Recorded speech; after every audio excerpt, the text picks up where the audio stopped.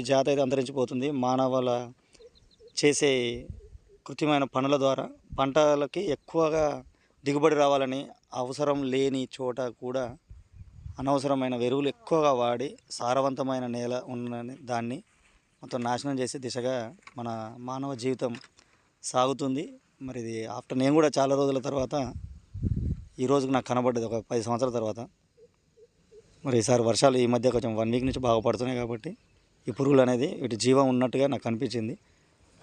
So మనకు బాల్యంలో ఊళ్ళలో ఉన్న పొరగాళ్ళు ఎవరైనా చదువుకున్న వాళ్ళు చూస్తే ఈ బాల్యం మీకు గుర్తు రావాలని కోరుకుంటూ, మనం ఇప్పటికైనా ఈ హరితహారం ప్రోగ్రాం ఏదైతే ఉందో జాతీయ గ్రామీణ ఉపాధి హామీ పథకంలో చేపట్టబడుతున్న హరితహారం ప్రోగ్రాం ద్వారా మీకు ఎంత భూమి ఉన్నా, అరెకరం ఉన్నా, 2 గుంటలు ఉన్నా, 10 ఎకరాలు ఉన్నా సరే ఖచ్చితంగా మీ వంతు ప్రయత్నం చేయండి.